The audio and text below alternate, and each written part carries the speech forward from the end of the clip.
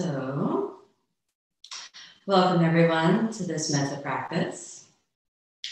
You know what? I need to put my clock over there, otherwise I won't know how long we're sitting for. Sorry, just give me 1 sec. I thought I had everything set up, but I missed the clock. I don't want to sit all day, so let's be sure that we have the right timing. Okay, all right. Welcome everyone to this Metta practice. We will begin with the sound Om to initiate the turning of the mind inward, and then we'll begin with a few moments of mindfulness and progress on to the Metta practice. If you want to sit in as comfortable a position as possible, that will make it just that much more agreeable for you. If you're injured, sick, or having a lot of pain, feel welcome to lie down or move into as much of a supported position as possible. But just remember, try not to fall asleep, all right? If you find that you're gonna get a little cold during the practice, you could wrap yourself in a shawl, but if you don't need a shawl, then you don't have to have one. I think I'm good for today. Usually I do, but I think I'm all right for today, okay? So let's come to comfortable seated position. Close your eyes.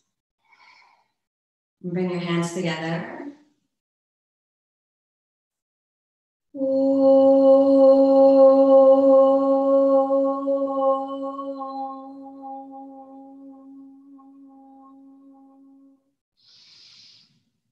As you exhale, rest your hands down to any comfortable position. Let's begin with a few moments of mindfulness, a few moments of mindful awareness. Using the traditional 3 anchors of mindfulness will help draw your attention into the inner world. No matter what's been happening throughout the day, what thoughts seem to be arising and passing in the field of the mind, just gently invite yourself to be present here by bringing your attention first to the breath. As yogis, it's quite typical to immediately try and control, manipulate, or force the breath. But for now, during this Metta practice, just be aware of your breath and notice your breath moving in. Notice your breath moving out. Notice where you feel your breath. Observe and see if you can stay present with the breath for the entire length of the inhalation and the entire length of the exhalation.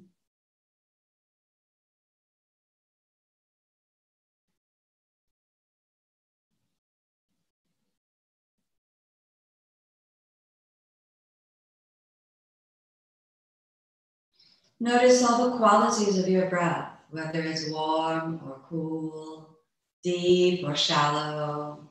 Just observe the breath as you feel it.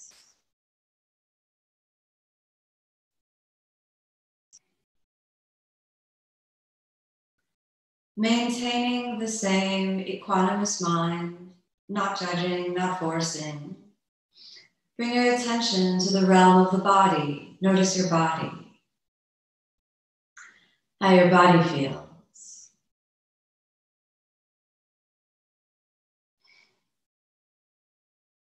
What points seem to present themselves to your mind, to your awareness, when you tune into the body? Perhaps you notice your face or any other part of the body. Just observe what presents when you bring your attention to the body as your primary observation point.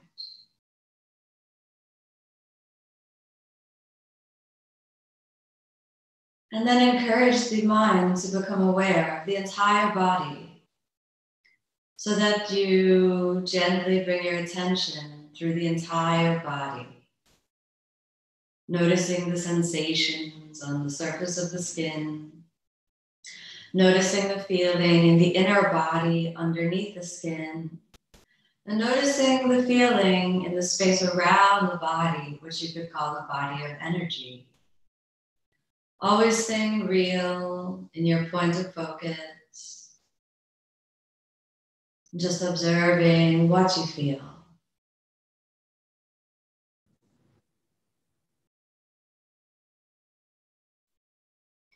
You may still be aware of your breath. Your breath moving in, breath moving out, and simultaneously be aware of the body. Feeling the sensations on the body.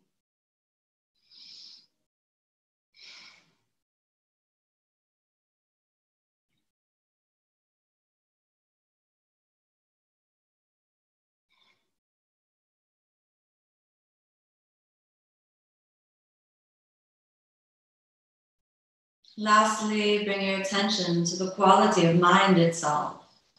Notice the quality and texture of your thoughts. Notice the quality and texture of your emotions. So as the thoughts arise, observe, thinking, thoughts.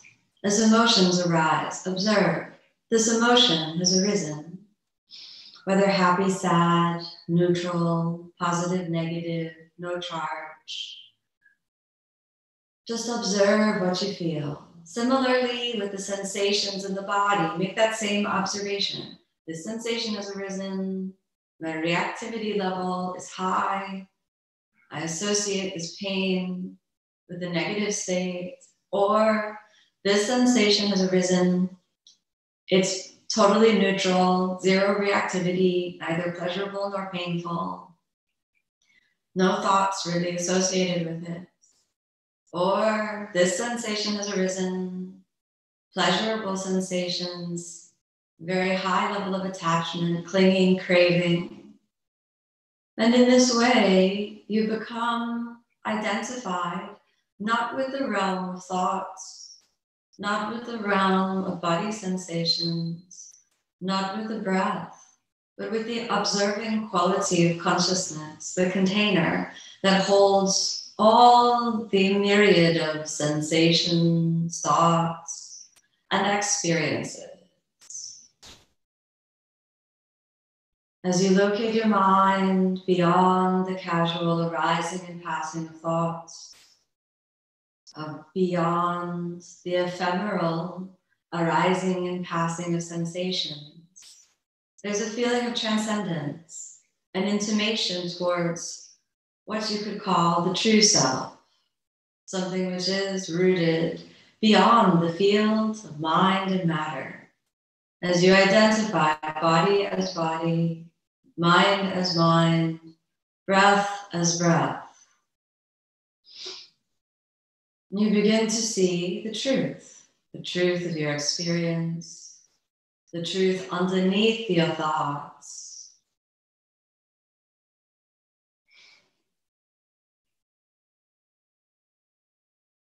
And it is only with a few moments spent detaching from attachments and aversions, with a few moments removing and lessening the pattern of craving and clinging, that we can be prepared to practice the active state of metta, loving kindness.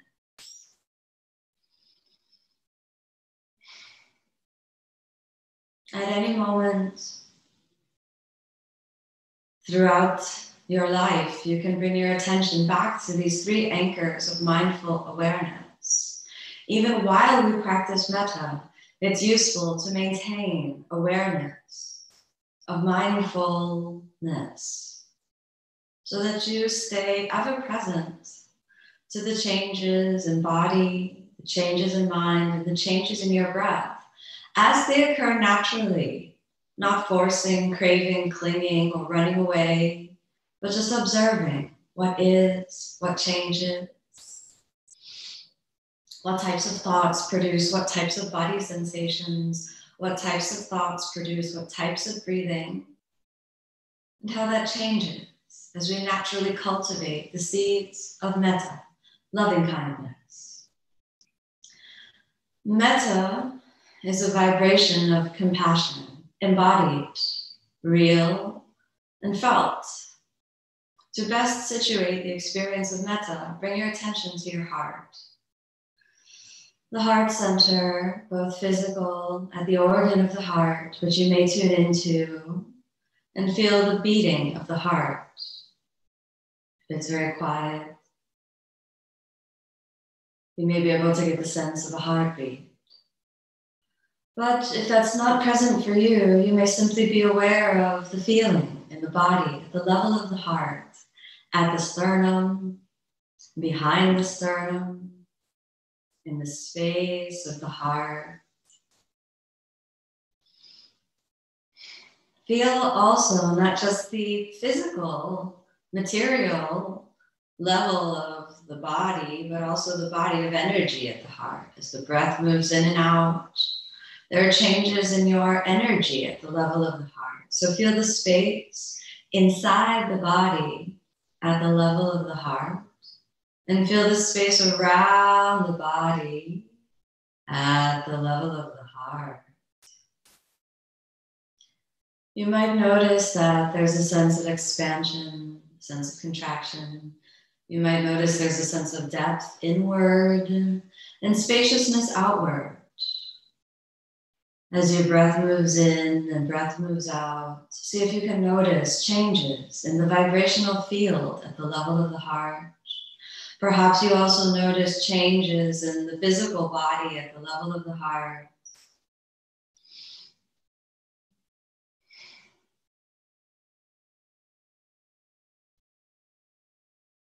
Now we begin to plant the seeds of metta. First, we begin with ourselves. Although sometimes it's hard to truly love ourselves, it is the foundation of love, self-love, that allows us to reciprocate and send love and receive love. So we start with ourselves. Deep in the channel of the heart, begin by recognizing in yourself at least one quality that you feel is good about yourself. And just sit in your goodness for a moment. It could be your smile, it could be your sense of humor, it could be your energy, it could be anything, any one little thing that you may grasp towards and reach towards, where you can recognize your goodness. One thing you can celebrate about yourself, perhaps your intelligence, perhaps your voice, anything about yourself where you can objectively say, this feature about me, this is good. It could be your actions, deeds, good deeds that you've done. Just rest there for a moment. I am good. I am good. There's goodness within me. I am grateful for this goodness. I'm thankful for this goodness within me. I celebrate this goodness within me.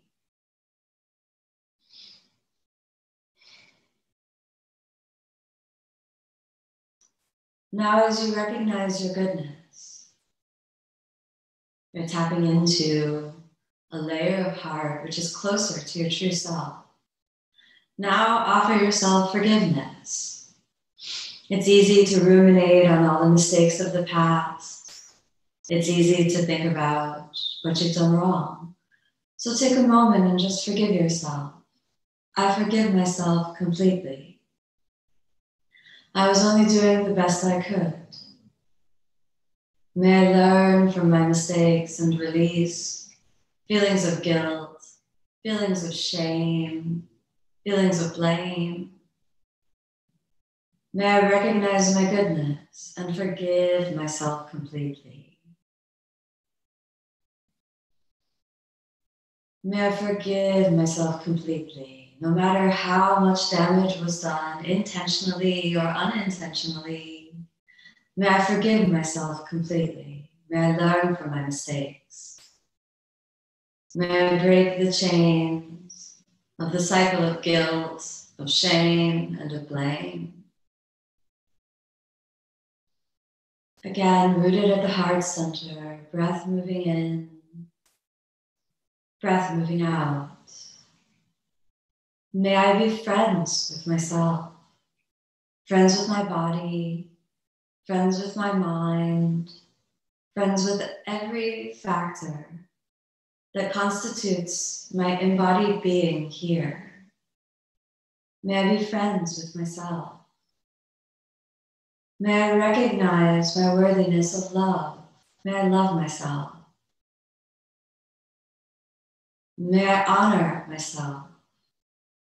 May I respect myself. Naturally, as the foundation of all my actions rests in self-love, I find myself taking choices that I respect. I find myself acting in ways that support myself. May I love, honor, and respect myself completely. May I move towards greater understanding. May I move towards complete acceptance of myself. And in that field of acceptance, may I grow, may I evolve, may I elevate my consciousness.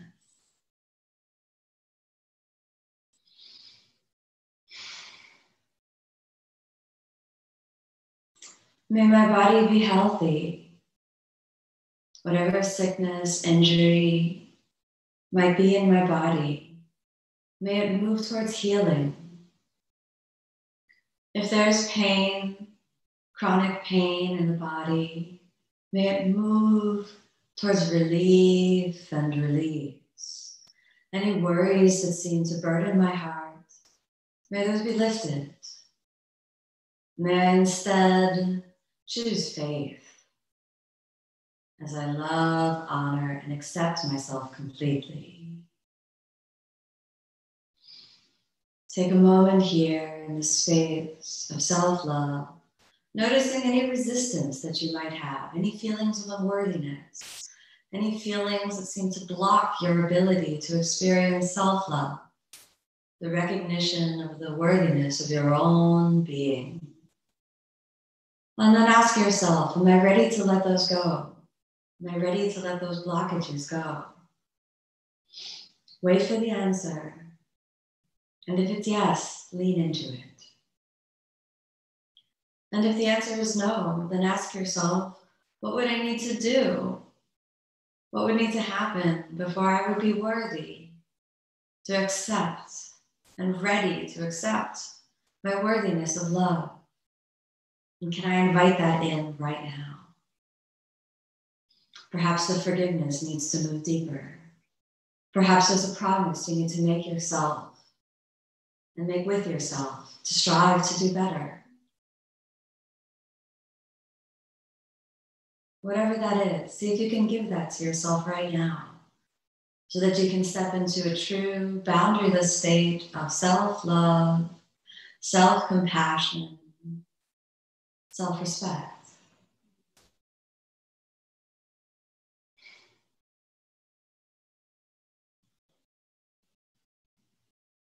Now, as the heart center is more free and your cup begins to be filled up from the inside with the nourishing waters of real love, real compassion, now let yourself become an overflow for others.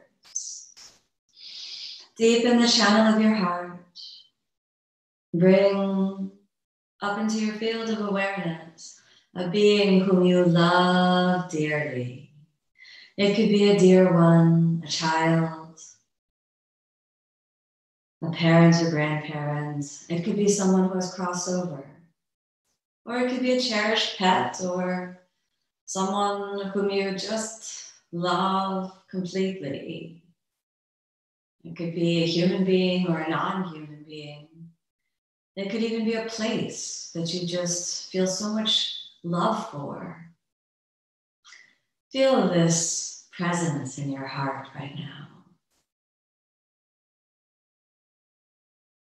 And allow the next stage of Metta, loving kindness, to be sending love towards your dear one. Feel this being in your heart. And feel how even their presence just makes you smile. Thinking of the presence of this special place within you makes your love grow. And see this being, this special being, naturally send them love. May you, my dear one, may we be friends, always friends. May we forgive one another for any actions, intentionally or unintentionally, that may have harmed one another. I forgive you completely, and I hope you forgive me completely too. I love you. I love you. I love you. May you always be safe and secure, free from hatred, negativity, and ill will. May you be successful in all that you do. May your body be filled with energy, your mind be filled with wisdom, your heart be filled with love. May you live in harmony with yourself and with all beings. The capacity of the heart to give love is the natural embodied expression of Metta.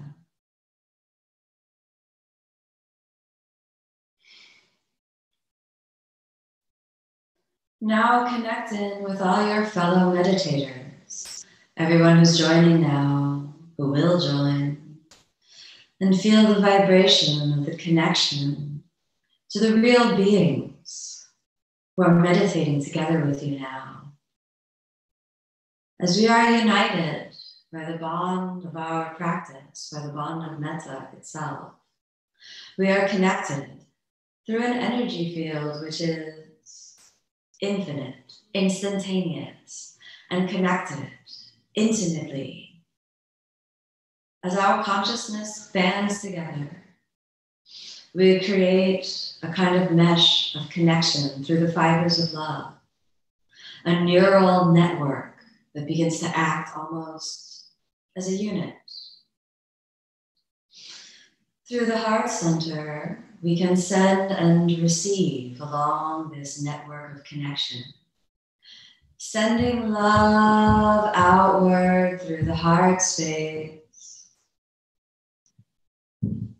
Feel your connection to your fellow meditators. May each and every being sitting together now, may we all feel love.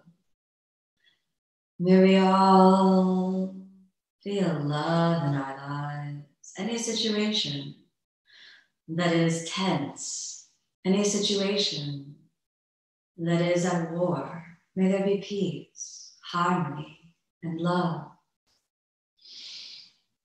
Anyone whose body may be injured, sick, or in pain, may you receive healing. May the energy of grace enter you, re-knitting together the cells of the body, re-establishing balance in the organ systems, in the immune system, in the blood system, in the brain, in the emotions. May all be successful and seek kindness and experience the feeling of relief. May we all be safe and secure, protected. May all anxieties be lifted. May we step onto a path of highest alignment.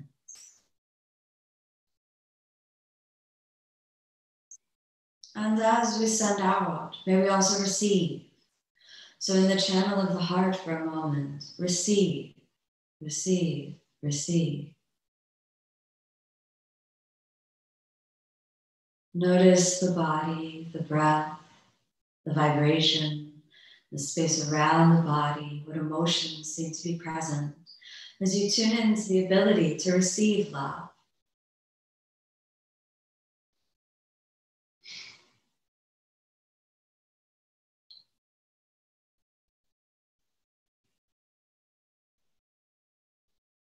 And now as the heart center is vibrant and alive, as inhale and exhale become balanced, expand even more outward, expand even more outward. Through the channel of the heart, feel your connection to the entire universe, what you could call source energy, or what you may call God. Whatever name is secondary to the lived experience of the infinite expansion outward. Move into a space where you feel through the heart center that you are one with all things and all beings, where you experience your communion with the sacred holiness that is the love of the universe, or what you could say is the presence of God. And now feel the same exchange between you and the universe, between you and God. Through the channel of the heart, the love that you feel towards God, and the love that you receive, the divine, total acceptance, complete compassion, all forgiveness, raining down on you. And if you notice there is some resistance to this interchange, to this exchange, then again ask yourself if you're willing to release that resistance now, or what you would need in order to release that resistance. Perhaps it's forgiveness. Maybe you need to ask for forgiveness. God, may you forgive me. May I be forgiven for all of those moments when I've stepped out of alignment with the highest path, with the goodness of the universe. Or perhaps you need to forgive the universe, forgive God for dealing you what sometimes may feel like an unfair hand. Universe, powers that be, higher power, may I forgive you for moments that I've struggled, for moments that I've been in pain, for moments that I felt treated unfairly, brushed aside, uncared for. May I forgive you for all the suffering and pain that exists in my life and in the whole world. And then tap back into that divine exchange. Perhaps you can ask to be granted a change in perception. May I see with a vision that is grander than my ego. May I drop my ego, my sense of control. May I be willing to see it from an infinite, eternal perspective. May I receive the love and support of the universe. May I love and support the universe. May I step into the flow where all things are in alignment, including myself. In this space, I know that I am of greatest benefit to myself and to all beings. May I send love, rest in love. May I act only in love.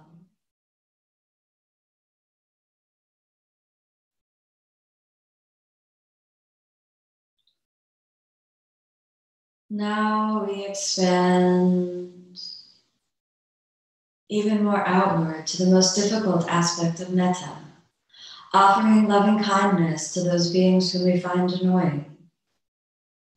Perhaps there's someone in your life right now that you find just to be a problem. Hold this being in your heart right now and recognize that they are miserable and that their misery generates more misery in the world. Think of yourself before you started your spiritual path, what misery you spread in the world.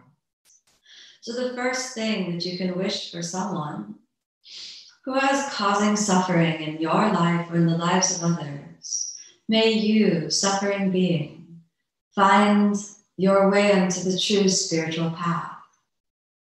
May you come out of your misery. May you wake up from your delusion. May you see clearly all the pain that you've caused in your life and in the lives of those around you. May you find the way to live in harmony with yourself and with all beings.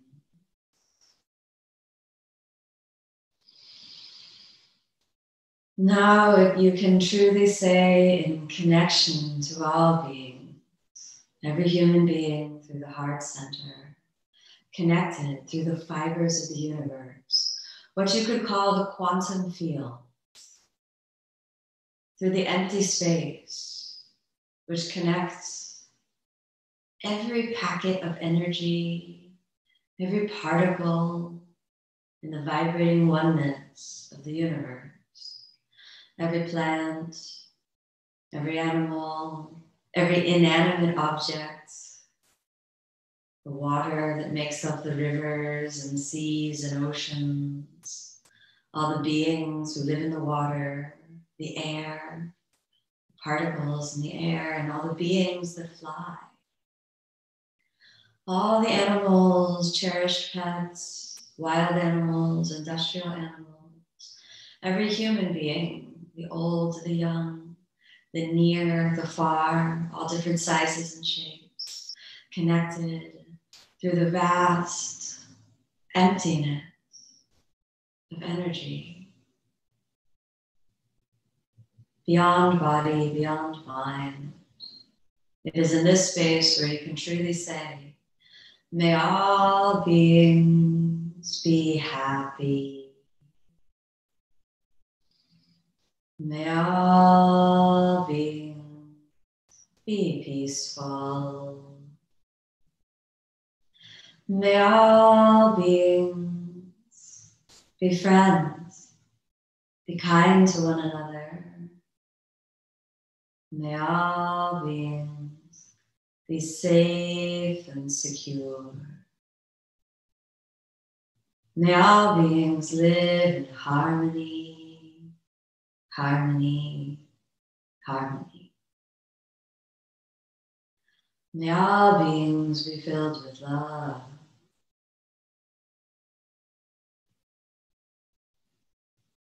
Bring your mind now back to those 3 points of mindfulness and to anchor your awareness in the heart. Feel your breath at the level of the heart, the body at the level of the heart, the vibration that you feel. Notice the emotions that are present and feel the presence of love returning to you tenfold. Feel that presence double and double and double again as you welcome the love of the universe into you. Gently bring your hands together.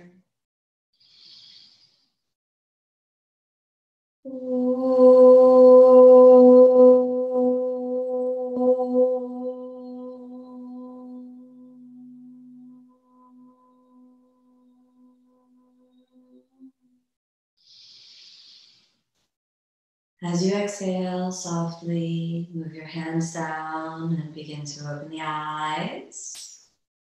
Very good. You are very welcome to softly change your posture, if you'd like to change your posture now as well. Take a moment and allow your breath, your body to simply soften. And notice what you feel. Notice the change in the quality of your breath. Notice the change in the feeling in your body. And allow yourself to just tune quietly in. Steeping in the quiet space of kind of post-meditation, post-yoga practice, post-spiritual practice is something that can help you really kind of normalize those subtle sensations which you tune into. Now, metta practice is the active retraining of the habit pattern of the mind so that you can actually begin to what you could think about as reprogramming the mind. Mind has its natural tendency towards thinking one type of thought or another. And if you don't actively seek to change the quality of your thoughts at the end of your spiritual practice, or have some practice like metta, where you move not only into the conscious vibration of the mind, but the deeper levels of mind, then everything that we're doing in the spiritual practice may end up feeling, like it's not going as deeply. So if any of you have tried to work with affirmations or, positive intentions, one of the most frustrating things is to kind of speak out an affirmation and wait for it to arrive. And you can be waiting a really, really long time and you just feel like, well, wait a minute, I'm doing my affirmations and it feels like they're working, but you notice that the same cycles of hatred or bitterness or ill will, are still there. Well, you can think about this as understanding that there are two levels of mind. There's the conscious level of mind, which are the thoughts that you're aware of that you're thinking. And on the level of conscious thinking, we only have access to a very small portion of our being. Even if we just look at contemporary neuroscience, the conscious percentage of brain power that's used to create conscious thinking is very, very low. Less than 10% of our brain capacity is used to generate the thoughts that we're conscious of. And the vast majority of thinking happens in the realm of the subconscious mind. The subconscious mind is the realm of what you could think about as divergent focus. This focus that comes when we're feeling in more of a diffuse way. And this diffusion happens when you bring your attention into the body, when you're aware not only of kind of the thoughts that you're thinking on the superficial level of the conscious mind, but when you're really embodied, when your consciousness is kind of dropped into the body and you can feel and breathe, then we have a sort of link between the conscious and the subconscious mind. And when you're able to dive down into the depth level of the mind, the subconscious mind, the unconscious mind, however we're referring to that, then we're moving into the realm of the most powerful driver of repetitive thoughts. The vast majority of thoughts that we think happen in the subconscious mind, and they're repetitive, and they run on automatic. In yoga terminology, we call these the samskaras, and they have an inertia and a powerful pull forward.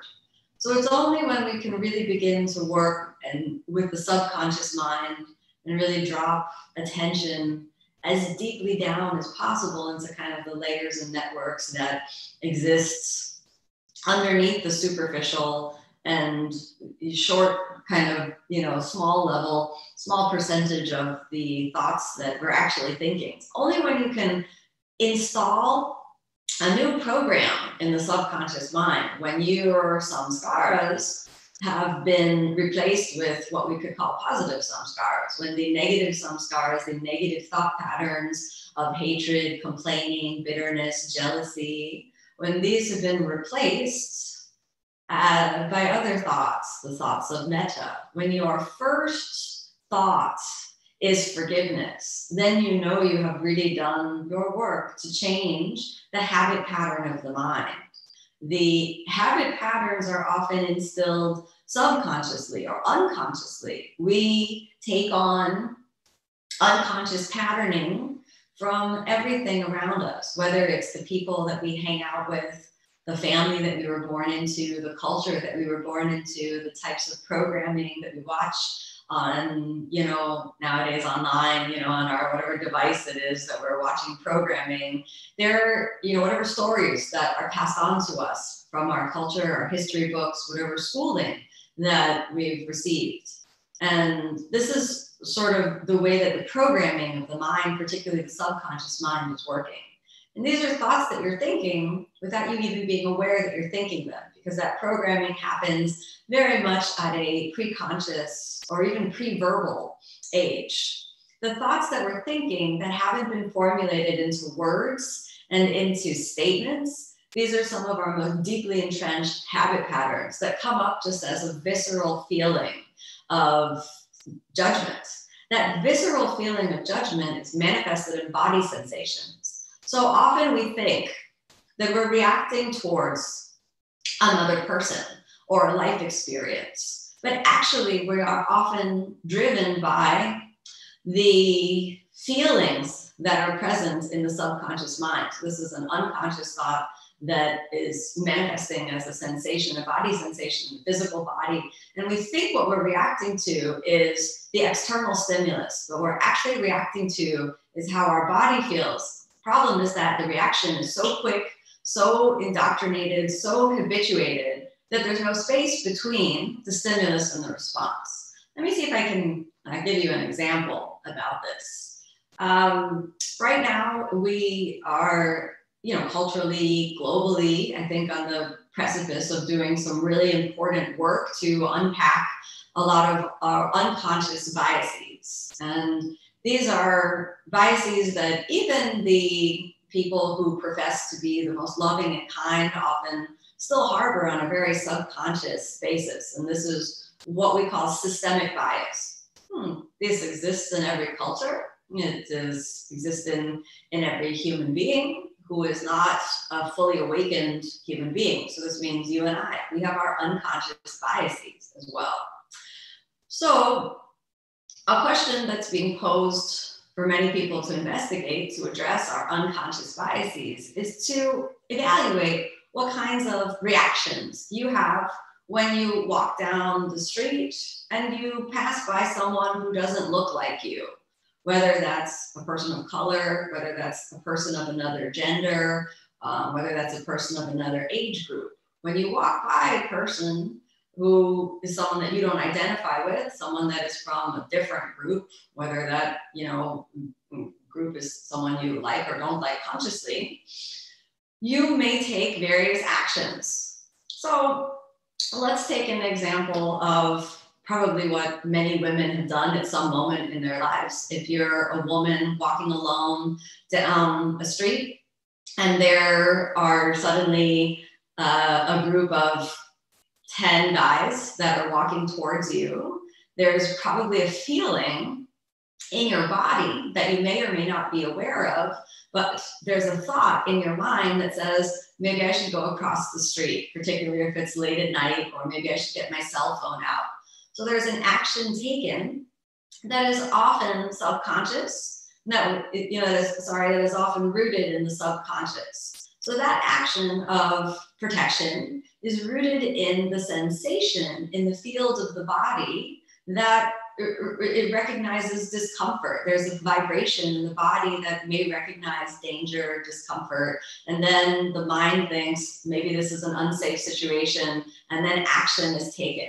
And this is exactly the cycle of behavioral patterning that yoga calls the samskara chakra, the samskara cycle. We have a sensation, a vibration that happens to us in our body. Something arises. So why that arises is because of unconscious patterning, programming that was rooted in the past. Then a thought. What we think we're reacting to is external, but what we're actually reacting to is the feeling in our body. And then we take action. And then that action pushes the cycle around one more time. And then the more we take that action, the more firm we get in our belief, the more entrenched that belief becomes. So it's no longer an unconscious bias, but it begins to be a conscious bias. By the time it moves into our conscious mind, it's so deeply rooted. So if you find yourself saying, be very, very careful when you walk at night and cross the street immediately because, bands of boys are dangerous walking around, then that's a thought that may or may not be true. I'm not evaluating whether or not this is true. We all want to be very safe when we're walking around, and definitely don't expose yourself to, harmful situations where you may experience, true physical or emotional trauma. However, it's important to break down what it is we're actually reacting to. It's the feeling in our bodies that moment to moment we react to. We think it's an external stimulus, and we often blame others for the discomfort that we feel in our bodies. But the meditator is asked, the yoga practitioner, the spiritual practitioner is asked to do more. When discomfort arises, it's not as simple as now I just react. Otherwise, all that happens is by moving through life through a field of knee-jerk reactivity, then the entrenched patterns of the mind, which lead to suffering every single time, simply replicate. And it's that replication of suffering which we come to the spiritual path to, dismantle, to move away from. We have a great opportunity to repattern how the mind reacts. But in order to do that, you have to get deeply down into the subconscious mind. We need to move into that depth level of embodied feeling, the depth level of what we move into kind of body to body. One of the things that is very important is the vibration that you're holding and sending out on a subconscious level. If the body is actually sending out the vibration of fear, anger, hatred, negativity, judgment, jealousy, but the mind is professing to be at peace with all things, then it's the vibration of what you hold within yourself that'll actually determine what each interaction will be. And this is why the Metta practice is so important, to root down deep into the subconscious mind. It's why we start with mindfulness. It's why I'm asking you to hold your attention at your heart space while we begin to plant these seeds of Metta. Because it's only by getting into the subconscious mind and observing what blockages you may have to planting the seeds of Metta, whether fear, anger, ill will towards yourself, towards others, whenever that's there. And we can, through the practice of Metta, begin to work with it directly on the vibrational level of the heart. We have a chance to actually create new neural pathways in the brain and have a different biochemistry in the body and a different vibration in kind of the energy being that we are. So when it's sort of said that we're responsible for managing our emotional well-being, spending time in Metta every day is a way for you to manage your own emotional well-being. Even if it's just a few moments seated in the heart space of Metta, this can make a really big difference for challenging those unconscious biases that are often planted deep in the subconscious mind. And then the second thing that's so important about the embodied state of Metta is that when we send energy out into the world, it makes a difference. And by embodying that, not only in the thinking mind, what you say, the mouth can say anything, but it's what you feel. It's the actual felt sense of emotions that has the power to send, like, wave out into the world. So when you're vibrating, literally vibrating at the frequency of love, compassion, kindness towards yourself, towards others, then you're having a ripple effect outwards. This has been studied in numerous studies. There's one called the Maharishi effect, which says that the square root of, I think it's 0.1% of the population holding the vibration of love, kindness, and peace can actually make a positive difference in the world around. The key with that study, though, is it has to be held continuously. Now, I believe it's possible after many years of practice to actually live in a state of Metta.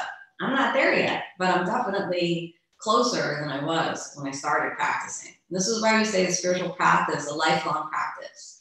We're not really here just to sit and just sit forever. We're not really here to, bend or twist the body if we're practicing yoga only. We're here to change the habit pattern of the mind so that the subconscious mind is running on the programming of love, kindness, and forgiveness.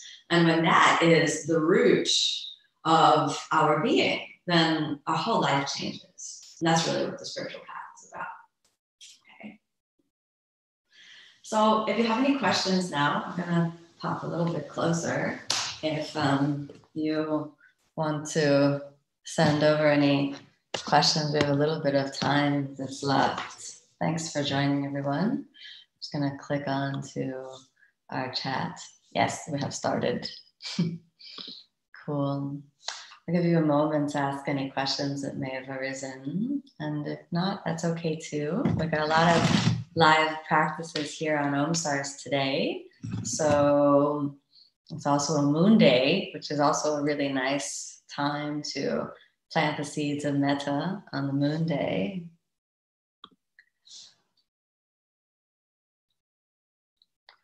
Oh, well, Paula, one of the things that I notice with practice is it gets better over time. So I remember when I first started meditating more than around 20 years ago, there were much less distractions, online than there are now. I've noticed that I need to kind of create like an internet-free zone for a few moments throughout my day, whether that's turning my phone on airplane mode, because I use my phone as a timer for my meditation practice. So I think that that's actually really important.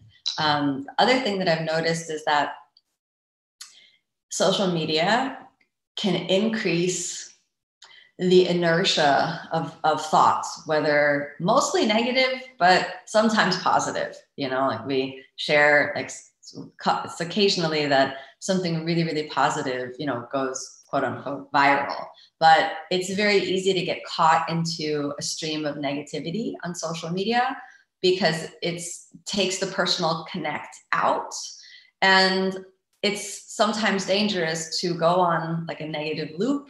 So I think it's really important to insert space when you're dealing with anything really, really intense, particularly on social media, and try not to engage before I can sit first thing in the morning. I try not to engage with anything too disruptive before my sitting practice. So Ksenia asked the question, what if your back hurts while sitting in meditation? Well, just like any pain, see if you can sit. But if you're dealing with an injury, and if you're dealing with something that's really overwhelming painfully, then try lying down. But lying down is annoying after a little while too. You try your sitting practice and you think, oh, if only I could lie down. Then you lie down and very quickly what you think is, if only I could get up. So we chase these perfect situations and they never come. As long as the pain isn't related to a chronic kind of illness, and as long as you're not dealing with a serious illness, it's usually okay just to sit, right? So there seem to be some interesting questions about how do you, when faced with triggering situations, how do you do best to manage the knee-jerk reactions? How do you manage negative thoughts while meditating? And then what about toxic family members? I kind of feel like these are all questions that we can kind of loop in together, because when, these are all essentially the question of how do I manage negative thoughts, So the first thing to understand is that whenever the, negative thoughts or knee-jerk reactions arise, the most important thing to do according to spiritual path is to try to break the cycle, break the loop, somehow break the loop. And this is why we start with mindfulness, because when a negative thought arises, we want to go into it. We want to go on attack. We want to, and then sometimes when one negative thought arises, we immediately follow up with another negative thought. So we get negative about the negative thought. I don't know if you've ever tried that, where then you realize like, oh, I don't like the way my body looks. Oh, I can't believe I'm doing body negativity again. Man, I'm so dumb for this. So then we've added more negative onto another negative. Or sometimes there's a physical pain, like you're injured, and then we start to think negative thoughts about the injury. We start to blame and shame ourselves for the injury, increasing the negative spiral. So what's the most important thing, both with knee-jerk reactions, is the moment that you become aware that you're reacting, knee-jerk reactions, somebody says something to you, immediately you want to respond. This is big on, particularly on social media. If somebody says like, oh, you're like this, you immediately want to defend yourself. No, I'm not like that. I'm really a good person. I'm like this, I'm like that. We're immediately reacting. So we got to go even further back to try to break the cycle. Number one, as soon as you notice it's there, close your eyes, breath, body, and mind. And you observe negative thought as negative thought. But the key to breaking the cycle is that you have to be able, at some moment, I don't know when that moment is, but it'll arise for you, be present with the negative thought as it has been rooted in the body. So it's living there, that repetitive cycle of anger, hatred, negativity. It's stored in the energy being that you are somewhere, and it's manifested in the body somewhere. It's in there somewhere. The moment that you're able to sit with your reactivity, you notice I'm about to react to this person, you stop, go away. I'm a big fan of saying I need to use the bathroom for a moment if it's a conversation, or just disengaging from the social media if it's something you're interacting with. If it's, you're in a family situation and it's really, really challenging, then disengaging, inserting space, and then sitting with yourself so that you tune into your feelings. It's your feelings that are so important in that moment. I don't mean the feelings like I feel sad, I feel angry. I don't mean that. I mean the sensations that are in your body. Because we think we're reacting to something outside of ourselves. What we're actually reacting to is the discomfort that's in our bodies. I have done this many times, thinking that what I was reacting to was outside of myself, realizing, oh, I'm reacting to this person because actually I am,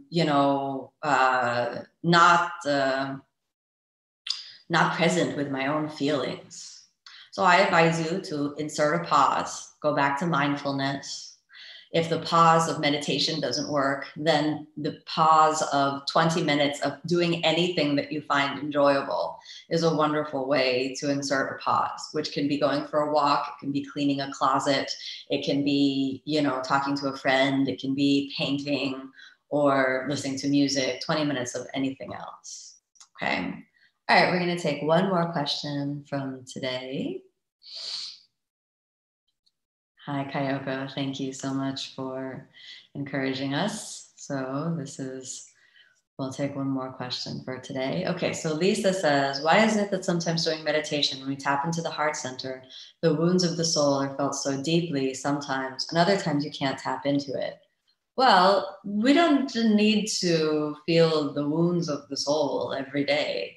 Sometimes you go in and it hurts, and sometimes you tap in and it doesn't hurt. That's okay. You don't need to feel the same experience every time. Some days you're going to be in the good mood. Some days you're going to be in the bad mood. Sometimes these patterns are in different phases. So sometimes when our woundedness is there, very, very raw and present, this is what's called the fruiting stage of the cycle. So when we move in, this pattern of anger, ill will, hatred, it's fruiting right now. I feel my self-hatred. I feel, my self-loathing. It's all present right now. So you sit with it. Then you come back and you almost expect it to be there the next day, but it's not there the next day. And then you're like, where did it go? How come I'm so happy today? Weird. And we almost expect it to be like that. Or the other way around. Sometimes we go in and we expect it always to feel good. We feel, this is so wonderful, wonderful. But sometimes in the wonderful stages, this is a little bit hard to explain because it's not exactly like the metaphor that I'm using, is that there's a cycle. And we say that these patterns have a cycle. And the cycle includes a dormant stage, and it includes a growing stage and a fruiting stage. So in the dormant stage, we can have the experience as though there are no obstacles. Don't confuse the dormant stage when things are not growing with enlightenment or with final liberation. The dormant stage is like a moment of peace, a plateau period where we're integrating and we're perhaps even shifting to a higher vibration, but it doesn't mean that now we've arrived at the final stage of samadhi. It could even be an experience of samadhi and an absorption in the meditative states and connection, but it's not the final stage. Then, because of some life circumstances, then the cycle is restarted again. And then we can tune in to wherever we are and feel ourselves at, the growing stage, the fruiting stage. As long as we're practicing, here's what happens. Over many years, even though you're still feeling the woundedness, the inertia behind the cycle is lessened. So that without the spiritual practice, it would just be growing, growing, growing until it's a whole jungle. Well, if we think about, the classic Ashtanga analogy that the mind is like a jungle, then when we cut down one of those trees, which is bearing the fruits of suffering, the seeds which have been planted may not be growing yet, but they'll grow. Maybe they grow at some other moment. And when they grow, then again, we tap into another cycle, but it's anyhow still one less tree than before. Now, I'm not saying that we should go for deforestation. Again, this is an analogy. It's a metaphor that is just used to illustrate what's happening in the mind. We're trying to remove all of these cycles of suffering. Okay. All right, everyone, I'm going to let you go. And I hope you have a really, really, really nice day, and that these little seeds in Metta have brought you a little bit of love and kindness. And I hope to see you again real soon. And enjoy the rest of the classes today. Thanks, everyone. Namaste. Bye.